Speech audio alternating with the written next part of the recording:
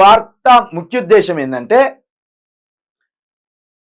రేవంత్ రెడ్డిని కాపాడుకునే ప్రయత్నం చేస్తుంది ఇక్కడ. నిజానికి ఏంటంటే ఇక్కడ అమిత్ షా ముస్లింల రిజర్వేషన్లు రద్దు చేసి ఎస్సీ బీసీ ఎస్టీల రిజర్వేషన్లను పెంచుతాం, వాళ్ళ జనాభా ప్రాతిపదికన వాళ్ళకు రిజర్వేషన్లు పెంచుతాము, ముస్లిం రిజర్వేషన్లను తగ్గిస్తాము అని చెప్పింది. అయితే ఇక్కడ మనం గుంపు మేస్త్రి గారు ఏం చేసిండ్రు, ఎస్సీ బీసీ ఎస్టీల రిజర్వేషన్లను బీజేపీ వస్తే పూర్తిగా రద్దు చేస్తుందని ఈయన నినాదం ఎత్తుకున్నాడు. మొత్తమే సబ్జెక్టే మార్చేసిండు. ఈ క్రమంలో ఏం జరిగిందంటే నిన్న ఢిల్లీ పోలీసులు గుంపు మేస్త్రి ఇంటికో గాంధీ భవన్కో వచ్చి నోటీసులు ఇచ్చిండు. కానీ ఇక్కడ గాంధీ భవన్కి వచ్చి నోటీసులు ఇచ్చినట్టు రాసుకొచ్చిండు. దీన్ని బట్టి ఒకవేళ ఇది గనక ఈ అంశం గనక సీరియస్ గా మారితే గుంపు మేస్త్రి గారు మరొక్కసారి జైల్లో పడే అవకాశం ఉన్నది. గుంపు మేస్త్రి గారిని అరెస్ట్ చేసే అవకాశం ఉన్నది.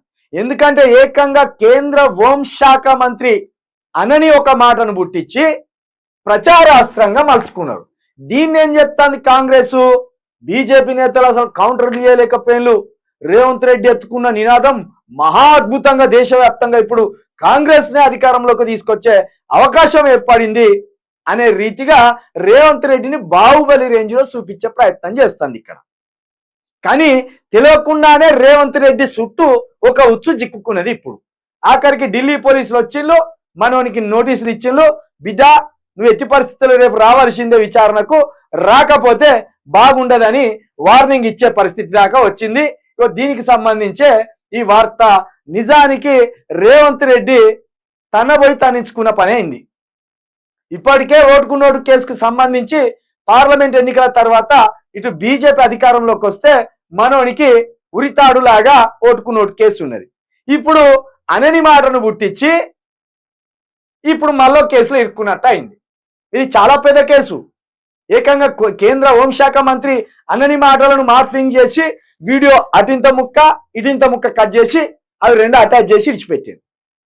కాబట్టి ఏ క్షణానైనా పార్లమెంట్ ఎన్నికల తర్వాత ఒకవేళ మోడీ ప్రభుత్వం మళ్ళీ వస్తే రేవంత్ రెడ్డిని తీసుకుపోయి ఓటుకు నోటుకు విషయంలో కావచ్చు, లేకపోతే ఇప్పుడు ఈ విషయంలో కావచ్చు, ఇది అతిపెద్ద కేసు. ఇది అతిపెద్ద కేసు. మార్ఫింగ్ చేయడం అనేది అతిపెద్ద కేసు.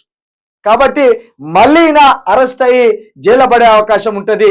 దాన్ని కవర్ చేసుకోవడానికి, దాన్ని కవర్ డ్రైవ్ చేసుకోవడానికి ఇగో వెలుగు పేపర్ కింద మీద పడతాన్నది. కింద మీద పడితే పడి మా హీరో గొప్పోడు, మా హీరో ఎత్తుకున్న నినాదం మొత్తం దేశవ్యాప్తంగా ఉప్పెనై ఊగుతున్నది, బీజేపీని గద్దదించే పరిస్థితి ఏర్పడుతున్నది అని చెప్పుకొచ్చే ప్రయత్నం చేసింది.